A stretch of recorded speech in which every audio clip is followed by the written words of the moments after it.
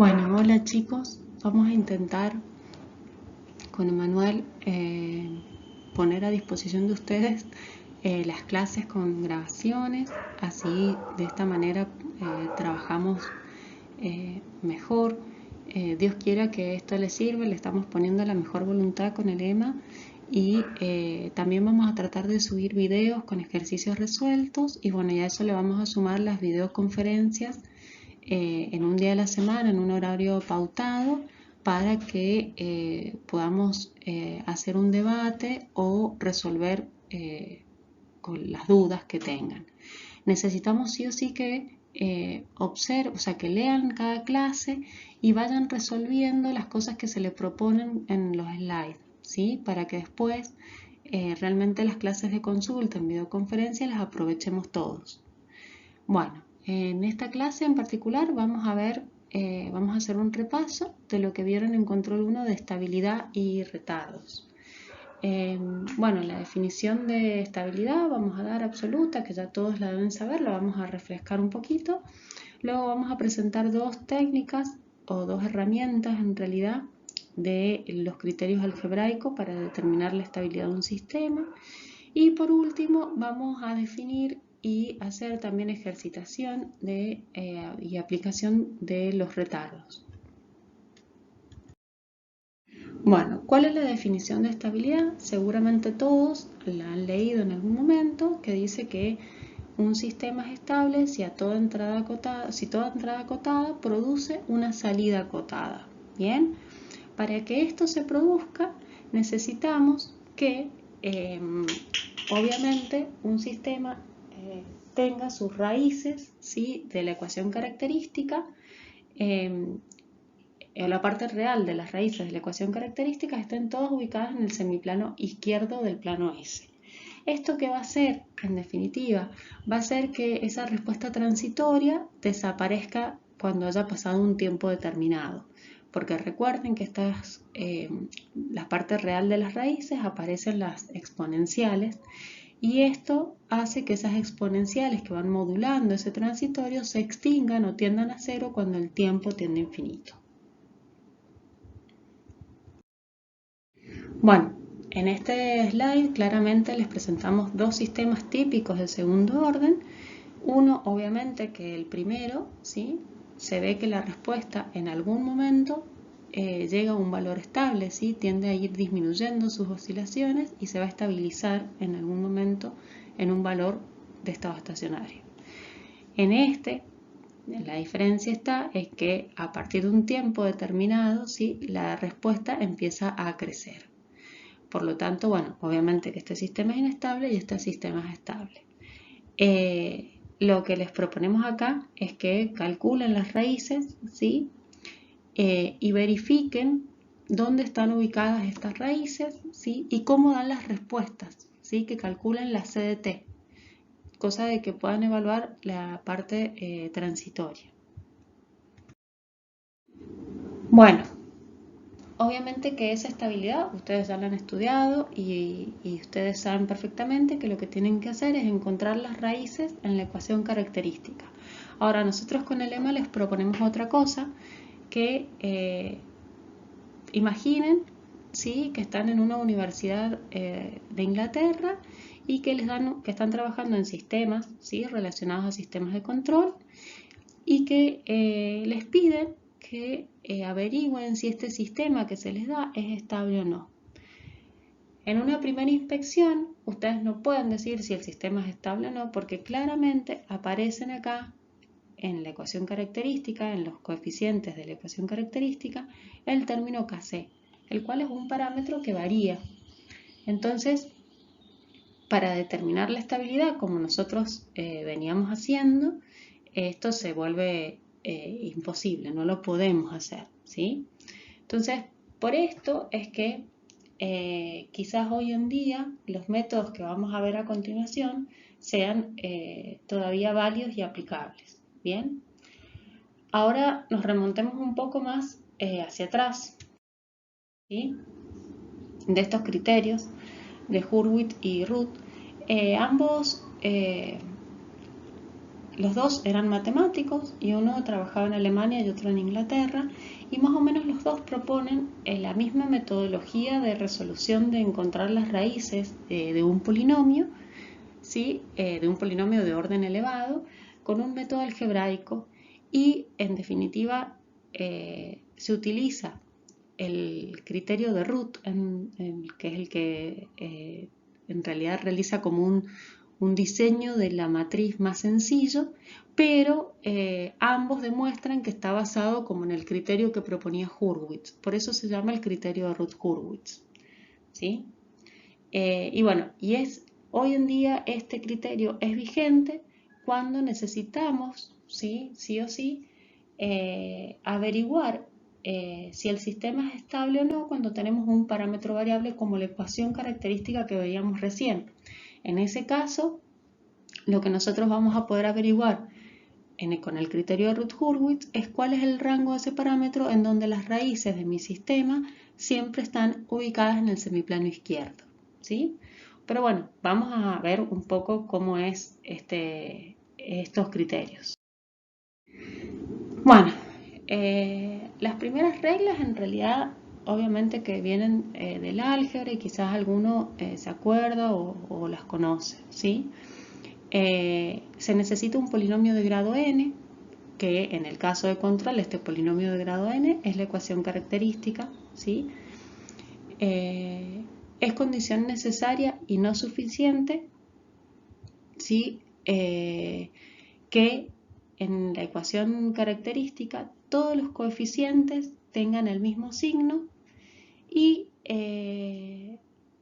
que, bueno, los coeficientes obviamente deben ser reales, que el término independiente tiene que ser distinto de 0 y se lleva a la práctica que el coeficiente que acompaña a la s elevada al mayor grado, ¿sí? Ese coeficiente lo hacemos 1. Si no es 1, lo hacemos 1. ¿Sí? Se saca factor común, se dividen todos los otros coeficientes por s y se hace 1. Y estas son las características que definen la condición necesaria, pero no suficiente. ¿Bien? Entonces, por una simple inspección de la ecuación característica, si todos los coeficientes, o sea, si yo miro la ecuación característica y están presentes todos los coeficientes, ¿sí? En la ecuación característica, del orden que sea. Además, el término independiente es distinto de 0. El coeficiente que acompaña a la s de mayor orden vale 1 y es positivo. Todos los coeficientes son reales y tienen el mismo signo. Yo puedo decir que ese sistema puede tener las raíces en el semiplano izquierdo. En caso contrario, como este que mostramos acá, ¿sí? Este sistema claramente, ¿sí? No tiene acá todos los coeficientes con el mismo signo. Entonces yo digo que este sistema en particular, ¿sí? Sí o sí es inestable y lo puedo descartar. Bien, por eso son los criterios que establecen las condiciones necesarias pero no suficientes, ¿sí? Bueno, Hurwitz propone un arreglo matricial y él propone el cálculo de los determinantes de este arreglo matricial. Obviamente que este polinomio con el que se va a trabajar con los criterios que se establecieron antes.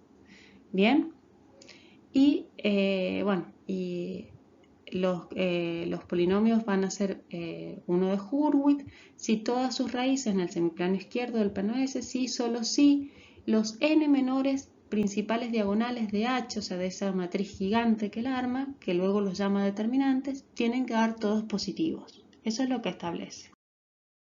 Entonces, tomando los coeficientes de la ecuación característica, se realiza este arreglo así matricial que lo ven acá, que es una matriz cuadrada, y luego se van tomando los determinantes. Toma este primero, después toma este, después toma este, y así sucesivamente. Y esos determinantes, él calcula el determinante de estas submatrices y esos deben ser los que son mayores que 0. ¿Bien?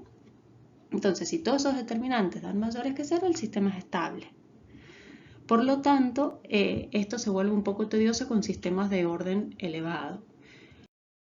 Perdón, si ustedes se fijan, ¿sí? En este ejemplo, este polinomio, ¿sí? Yo formo la matriz de Hurwitz, ¿sí? 3, 10, 0, 1, 2, 0, 0, 3, 10, ¿sí? Se empieza a repetir y a correr. H1 es 3, es mayor que 0, cumple con la condición. H2 me da negativo, ¿sí? No cumple con la condición. Y por ende H3 también me va a dar negativo y no va a cumplir la condición. ¿Bien? Entonces, este sistema, a pesar de que cumple con la condición necesaria, que es que todos tengan los coeficientes positivos o del mismo signo, ¿sí? Cuando yo aplico el criterio Hurwitz, me dice claramente que tiene raíces en el semiplano derecho, el sistema no es estable. Bueno, les propongo que ustedes trabajen con este que está acá, con esa ecuación característica de ahí, y apliquen el criterio de Hurwitz, ¿sí? Y verifiquen si el sistema es estable o no. Y luego, obviamente, que calculen las raíces utilizando el comando root de MATLAB o la calculadora, lo que tengan a mano, ¿sí? Y puedan analizar si el criterio es válido o no. Bueno, vamos a pasar al otro criterio, ¿sí? En donde root se simplifica el criterio de Hurwitz, ¿sí? Y él también va a armar un arreglo matricial, pero acomoda distinto la primera y la segunda fila. En la primera fila pone el primer coeficiente, el tercer coeficiente y los números impares de los coeficientes de la ecuación característica. Y en la segunda fila pone el segundo, el cuarto, el sexto, los números pares, ¿sí? Y él organiza otro arreglo. Luego, en este caso acá, vemos que pone el primero, el tercero, el quinto y el séptimo en la primera fila, ¿sí? El segundo, el cuarto y el sexto en la segunda fila y luego completa con ceros. Ahora, para construir la tercera fila y la cuarta, empieza a hacer un arreglo de productos, ¿sí? Cruzados, en donde para construir el primer elemento de esta fila, que le vamos a llamar A, hace el producto del que está en rojo, ¿sí? A5 por A4 menos A3 por A6, o A6 menos A3, sobre 5, ¿bien? Para el segundo elemento hace A5 por A2, el que está en azul, ¿sí? Menos A6 por A1 sobre A5, que es lo que tenemos acá. Y el último, fíjense que es A5 por A0 menos A6 por 0 sobre A5, lo cual es igual al término independiente, ¿sí? Este término independiente se va a ir como repitiendo acá, acá, acá, bueno, así, no, acá y acá. Y por último es el que aparece en la última fila. Siempre en la última fila aparece el término independiente. Bueno, para la siguiente hace lo mismo, pero ahora toma el que está arriba. Entonces va a ser este, ¿sí? Por este, siempre con la primera fila. Este con la fila que está arriba, ¿no? Hace este con este, menos este con este, sobre este que está acá, ¿sí? Y así va armando cada elemento de la matriz, ¿bien? Porque en realidad es para mostrarles que los dos métodos, tanto el de Root y el de Hurwitz, se vinculan de la siguiente manera. Fíjense que en la columna que tienen que armar acá, en este elemento acá, este viene siendo el H2 de Hurwitz, ¿sí? Nada más que cambiado de signo, ¿bien? Y este que está acá, ¿sí? Cada uno de estos es como si tuvieran una matriz gigante de Hurwitz y se van repitiendo los determinantes de Hurwitz, ¿sí? Y así se relacionan en realidad, y esa fue lo que ellos probaron, que un método estaba como inserto en el otro y por eso lo llamaron el criterio de Root-Hurwitz. ¿Bien? Bueno, Esto ya se los expliqué. Y vamos a hacer un ejemplito, ¿sí? Tomándole los ejemplos que trabajamos con Hurwitz, lo mismo, yo voy a formar el arreglo de Ruth Hurwitz, ¿sí? Entonces pongo en la primera fila el elemento 1, ¿sí? Y el 3, ¿bien? Y el otro 0. En la segunda fila pongo el elemento 2 y 4, ¿sí?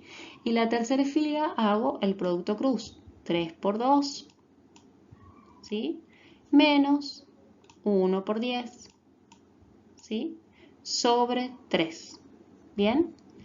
Si yo trabajo en esto me va a quedar 3 por 0 menos 1 por 0 sobre 3, lo cual es 0, ¿bien? Y en este caso, si yo hago el producto de esto, todo esto, ¿sí? Por 10, lo tendría que hacer menos 3 por 0, que es 0, sobre esto me va a quedar el término independiente, que era lo que yo les contaba, ¿bien? Si analizan esto, me queda que 3 por 2 es 6, menos 10, me queda menos 4 sobre 3. Tenemos dos cambios de signo, ¿sí? Pasa de positivo a negativo, de negativo a positivo, y ya lo habíamos analizado con Hurwitz, que este sistema era inestable. Lo que acá sabemos es que tiene dos raíces en el semiplano derecho porque tengo de positivo a negativo un cambio, de negativo a positivo otro cambio. ¿Bien? Bueno, y si toman el otro ejemplo, ¿sí? Vuelven a armar el arreglo de Ruth Hurwitz igual. Y si se fijan acá me queda obviamente positivo este elemento y este sistema es estable, no hay ningún cambio en la primera columna, ¿bien? Y todas las raíces yo puedo asegurar que se encuentran en el semiplano izquierdo. Bueno, esto se los dejamos como inquietud para que ustedes lo trabajen y lo puedan hacer. En este caso, ¿sí? Este sistema lo que tiene es que primero la ganancia vale 5, ¿sí? Y obtienen esta ecuación característica que está acá. Y después, si aumentamos esa ganancia a 10, obtienen esta ecuación característica que está acá. ¿Bien? Entonces, lo que ustedes tienen que determinar es cómo han variado esas raíces, ¿sí? Si todavía el sistema es estable o no, si variando de 5 a 10 las raíces se me fueron al semiplano derecho o no. Eso es lo que ustedes tienen que trabajar. Tienen que aplicar el criterio de Ruth Hurwitz para este polinomio y para este polinomio y analizar si hay cambios de signo o no. Bien, después lo pueden corroborar obviamente sacando las raíces con una calculadora con el comando roots de MATLAB. Bueno, estos comentarios, si bien por ahí no les dan mucha piola, pero sí agiliza el cálculo, ¿bien? Y sí o sí, bueno, hay unos que son que sí o sí se tienen que cumplir. Ordenar la ecuación característica, siempre ordenarla en orden decreciente, ¿está bien? Si no hay un coeficiente, se reemplaza por 0. Y esto son los que se llaman los casos especiales, ¿sí? Que ahora yo no se los voy a explicar, pero en las filminas del profe Fernando están explicados y en los apuntes que subimos de otro profesor que antes daba clases también están explicados los casos especiales. En los casos especiales siempre el sistema va a ser o marginalmente estable o inestable, ¿sí? A los fines prácticos del control van a tener un sistema que es un oscilador o un sistema inestable, ¿sí? Por lo tanto, no van a poder, si le ponen un compensador, quizás puedan llevarse las raíces hacia el semiplano izquierdo, pero en el caso del que el sistema sea inestable es bastante complejo. Bueno, pueden tener que falte un elemento o que en toda una fila del arreglo de Ruth se haga 0. Y para esos casos lo que se hace es salvar estas indeterminaciones en este arreglo de Ruth y analizar si el sistema es inestable o no, porque como puede ser marginalmente estable, ¿sí? Pero siempre o va a tener raíces en el eje imaginario o va a tener raíces en el semiplano izquierdo, una de dos, ¿sí? Bueno, la forma a la que llegan con el arreglo de Ruth Hurwitz siempre es una distribución triangular, ¿bien? Van apareciendo ceros y se hace una distribución triangular como una matriz triangular superior. Y la penúltima y la última fila del arreglo siempre tienen solamente el primer elemento, o sea, de la primera columna, y todo lo demás es 0. Y si les conviene y es más sencillo, pueden multiplicar o dividir una fila por un número para que los números les queden más fácil de realizar los cálculos, en definitiva. Pero todos los elementos de esa fila deben ser multiplicados por ese número, ¿bien? Y no, bueno, obviamente que eso no va a alterar el resultado. Bueno, ahora, después que les introduje cómo se usaban los métodos y cómo ellos lo implementaron, vamos así presentar cuando nosotros tenemos un parámetro variable, que es lo que realmente a nosotros nos interesa. Cuando se tiene un parámetro variable, lo que vamos a encontrar es cuánto puede valer ese parámetro, cuál es el rango de variación de ese parámetro, para que mi sistema se comporte dentro de los límites de estabilidad, ¿sí? Y entonces vamos a tener los K-límites que llamamos, ¿bien? Y a su vez, estos K-límites nos dan la frecuencia de oscilación. O sea, cuando el sistema toma ese valor de K-límite, ¿sí? Mi sistema se está oscilando, es marginalmente estable y yo puedo sacar la frecuencia de oscilación del criterio de Root. Ese ejercicio completo, calculando esta frecuencia y demás, lo vamos a hacer en un video. Yo voy a, o Emma, cualquiera de los dos, vamos a resolver un ejercicio completo y se los vamos a presentar en un video, ¿sí? Con el pizarrón, para que ustedes lo tengan de ejemplo de cómo se calcula. ¿Bien? Yo ahora les voy a mostrar cómo resolvemos con Routh-Hurwitz y sacamos el rango del parámetro variable. ¿Bien? En esta presentación. Todos positivos es lo que yo he obtenido de analizar la condición para B. El rango que me da es ese. Yo les propongo que ustedes tomen valores, primero que tomen los valores límites, cuando está en 14.2 y en 18.5, y obtengan la respuesta del sistema, ¿sí? Toman estos valores límites, el de 14.2 lo reemplazan acá, con esa ecuación característica, y le ponen el numerador, pueden poner cualquier numerador en realidad, pueden poner que el numerador sea acá y analicen la respuesta del sistema. Después toman 18.5 y analizan la respuesta del sistema, ¿sí? Y toman valores dentro de este rango y fuera de este rango y se fijan si el sistema es estable o no. Solamente también pueden analizar las raíces, ¿sí? Y se fijan si el sistema es estable o no. En estos casos de acá, acuérdense que el sistema es marginalmente estable. Seguramente acá les da un polo en el origen y seguramente acá da un par imaginario puro. ¿Bien? Entonces esto es marginalmente estable y fuera de estos rangos les tiene que dar raíces en el semiplano derecho y dentro de este rango les tiene que dar las raíces todas en el semiplano izquierdo. Fíjense, analícenlo porque a lo mejor yo obviamente que me he equivocado. Bueno, por último, en la clase de hoy vamos a definir lo que es un retardo y cómo lo podemos modelar para trabajar con las funciones de transferencia.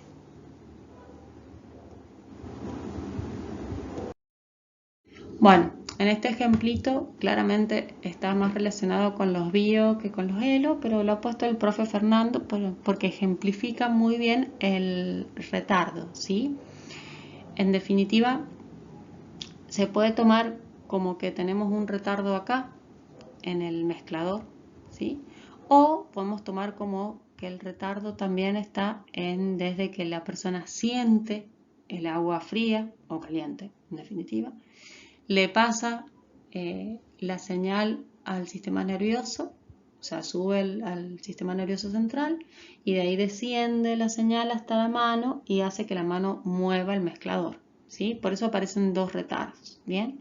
El sensor claramente es nuestra piel, donde tenemos los sensores que podemos determinar la temperatura, que están vinculados con las células de la piel. Y la planta, bueno, es el ser humano, ¿sí? Y el actuador es claramente la mano que mueve el mezclador. Bien, bueno, estos dos retardos, ¿sí? O estos que se reflejan en este ejemplo sencillo, ¿sí? Muestran que obviamente cualquier sistema necesita de un tiempo de comunicación entre las distintas partes que intervienen en el mismo para producir o generar la actuación, ¿sí?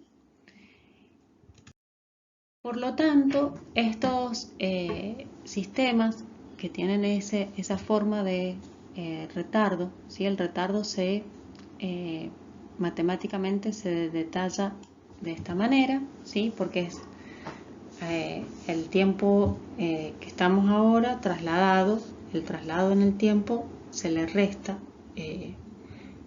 otro tiempo h, ¿sí? Y la transformada de esto da por resultado que es la función en el dominio de Laplace por e a la menos hs. Y esto es el tiempo de retardo. Bien. Cuando nosotros tenemos en los sistemas de control que aparecen, los retardos aparecen de esta manera. Por lo tanto, para trabajar como función de transferencia, esto ya no lo podemos trabajar como veníamos trabajando, ¿sí? No está en la forma de una ecuación algebraica en el dominio de Laplace. ¿Ven? Entonces, por esto es que, fíjense, bueno, en este caso es una planta muy sencilla de primer orden con un controlador PI y el retardo. Y fíjense, la planta sin retardo es lo que tenemos en azul. Bien. Y cuando aparece el retardo, fíjense cómo va variando la respuesta. Bien. Si el retardo aumenta, es esto que tenemos, más oscilaciones. Bien. Y obviamente que de este sistema, que seguramente teníamos raíces reales y distintas, acá empiezan a aparecer un transitorio con subamortiguado, por lo tanto las raíces han variado de la planta. Bien, eso es lo importante. Utilizar en MATLAB. Bien, yo acá le pongo el orden de Padé, ¿sí? Y el retardo. Bien, y me entrega una función de transferencia como esta que vemos acá, o esta que vemos acá. Bien, en este caso es el retardo vale 1 y yo quiero que aproxime a Padé de orden 1. Bien, y obviamente con este comando lo presenta así bonito como numerador sobre denominador. Bueno, todas estas son formas de expresar, ¿sí?, los retardos en MATLAB. Todas son válidas y las pueden utilizar, por eso se las hemos puesto. Bien, cuando ustedes tengan que representar un retardo en una función de transferencia. Bueno, fíjense, este es un retardo obviamente que tiene ahora orden 4, ¿sí? Y el retardo vale 1. Fíjense la función de transferencia que queda. Es bastante compleja, ¿sí? Si esto aparte se lo tienen que poner en serie a otro sistema, por ejemplo de orden 3, van a estar trabajando con un sistema de orden 7. Con lo cual se vuelve bastante, se complejiza bastante el sistema, ¿bien? Pero bueno, tiene mejor respuesta. Esto es para que a ustedes les quede como nota, ¿sí? Que mientras más alto es el orden de Padé, ¿sí?, mejor, o sea, más exacta es la respuesta o más aproximada al retardo real que tienen, pero obviamente que son sensibles a las perturbaciones, porque estoy agregando muchos polos y muchos ceros, y no está indicado que se usen mayor de orden 10 en las aproximaciones de Padé. Nosotros, ahora en Control 2, si les pedimos algún ejercicio con retardo, obviamente que vamos a usar la primera aproximación de Padé. Bueno, en este ejercicio yo lo que quiero que analicemos es si nosotros no contemplamos el retardo, qué es lo que pasa, ¿sí? Y por qué es importante contemplarlo. Fíjense que en este caso es un sistema de primer orden con una ganancia variable. Entonces yo lo que voy a hacer, este sistema sin el retardo, ¿sí? Me queda un sistema típico de segundo orden. Pusimos una función de Padé de primer orden y el retardo vale 0.5, ¿sí? Fíjense cómo varía la ecuación característica, ¿sí? La ecuación característica que era de segundo orden, ¿sí? Ahora pasa a ser de tercer orden. Yo me he equivocado acá. Discúlpenme, pero acá esto es... Hay 3 y eso es 2. Yo me he equivocado. Discúlpenme. Esto es 3, 2, 1 y 0. Igual que acá. ¿Sí? Es el cubo, es la cuarta, es el cuadrado, perdón. Y 4 menos kc por s y 4kc. ¿Bien? Entonces, fíjense que claramente la ecuación característica es distinta y ya no puedo hacer tan fácil el análisis como un sistema de segundo orden. Planteo Routh-Hurwitz, bien, el arreglo de Routh, me queda esta primer columna, bien, y la condición que debe cumplir, la primera condición es que 4 por kc debe ser mayor que 0, por lo tanto kc debe ser mayor que 0, ¿sí? Ahora la segunda condición me queda, ¿sí? Si yo despejo de acá a kc, me queda que kc debe ser menor a 20,5 o que kc debe ser menor que 4.